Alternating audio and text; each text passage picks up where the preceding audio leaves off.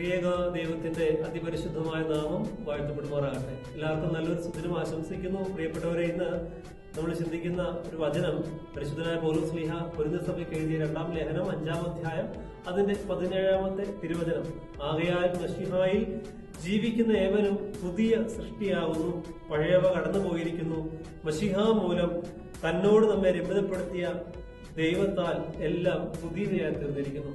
ഒരു വ്യക്തി ക്രിസ്ത്യാനിയായി മാറുമ്പോൾ, യേശുവിനെ രക്ഷകനും നാഥനുമായി സ്വീകരിച്ചുകൊണ്ട് ഒരു ക്രിസ്ത്യാനിയായി മാറുമ്പോൾ അവന്റെ ജീവിതത്തിൽ സംഭവിക്കുന്ന 2 പ്രധാനപ്പെട്ട കാര്യങ്ങൾ. ഒന്ന്, ഒരു പുതുജനനത്തിന്റെ അനുഭവത്തിലേക്ക് അദ്ദേഹം കടന്നു വരും. ഒരു റീജനറേഷന്റെ അനുഭവത്തിലേക്ക് അദ്ദേഹം കടന്നു വരും.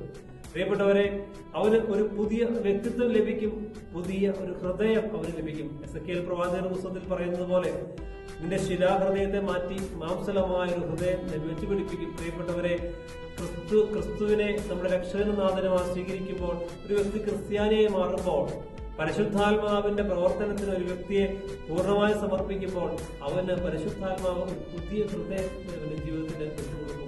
പ്രിയപ്പെട്ടവരെ, അവന് ഒരു ആന്തരിക പരിവർത്തനം, ആന്തരിക മാറ്റം, വ്യക്തിഗതമായ മാറ്റം അവന്റെ ജീവിതത്തിൽ സംഭവിക്കും. ഇന്നലെ വരെ തെറ്റായ ജീവിതത്തിലൂടെ സഞ്ചരിച്ചു, തെറ്റായ കാര്യങ്ങളൊക്കെ ചെയ്ത വ്യക്തി ഇന്ന് ഇതാ ശരിയായ പാതയിലൂടെ നല്ല നല്ല കാര്യങ്ങൾ ചെയ്യുവാൻ തക്കവണ്ണം പരിശുദ്ധാത്മാവ് അവനെ പ്രചോദിപ്പിച്ചുകൊണ്ടിരിക്കും. പ്രിയപ്പെട്ടവരെ, ക്രിസ്ത്യാനിയായാൽ അവന്റെ ജീവിതത്തിൽ നടക്കുന്ന 2-ാമത്തെ പ്രധാനപ്പെട്ട കാര്യം ഒരു റീകൺസിലിയേഷൻ ആണ്. അനുരഞ്ജനത്തിന്റെ അനുഭവത്തിലൂടെ ഈ വ്യക്തി പോകും. വചനം നമ്മെ ഓർമ്മിപ്പിക്കുന്നുണ്ട്, ഒരു വ്യക്തി പാപം ചെയ്താൽ അവൻ ദൈവത്തിൽ നിന്ന് അകന്നിരിക്കുകയാണ്. യെശയ്യാ പ്രവാചകന്റെ പുസ്തകം 59-ാം അധ്യായം അതിന്റെ 2-3 വചനങ്ങളിൽ ഇപ്രകാരം നാം കാണുന്നുണ്ട്: നിന്റെ പാപങ്ങളാണ് ദൈവത്തെ നിന്നിൽ നിന്ന് അകറ്റിയിരിക്കുക. അങ്ങനെയെങ്കിൽ പ്രിയപ്പെട്ടവരെ, യേശുക്രിസ്തുവിന്റെ അമൂല്യമായ തിരുരക്തത്താൽ യേശുക്രിസ്തു നമ്മെ ദൈവത്തോട് അനുരഞ്ജനപ്പെടുത്തിയിരിക്കുന്നു, ദൈവവുമായി രമ്യതപ്പെടുത്തിയിരിക്കുന്നു. പ്രിയപ്പെട്ടവരെ, ഇനി ഞാനും നിങ്ങളും ജീവിക്കേണ്ടത് യേശുക്രിസ്തുവിന് വേണ്ടിയാണ്.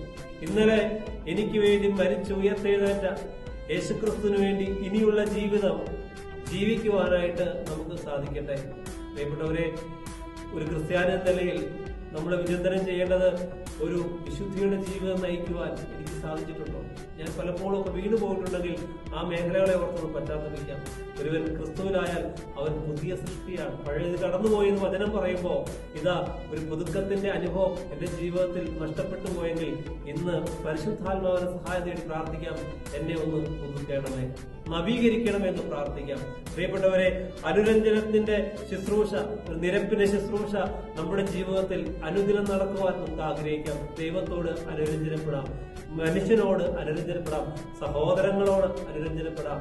വചനം നമ്മെ ഓർമ്മിപ്പിക്കുന്നുണ്ട്, നീ ബലിയർപ്പിക്കുവാൻ ദേവാലയത്തിലേക്ക് കടന്നു ചെല്ലുമ്പോൾ നിന്റെ സഹോദരൻ നിന്നോട് എന്തെങ്കിലും ഒരു ഈർഷ്യയുണ്ടെന്നറിഞ്ഞാൽ, പിണക്കമുണ്ടെന്നറിഞ്ഞാൽ, വിരോധം ഉണ്ടെന്നറിഞ്ഞാൽ ആദ്യം ബലിവസ്തു ബലിപീഠത്തിന് മുമ്പിൽ വെച്ച് അവനോട് പോയി നിരന്നുകൊള്ളുക.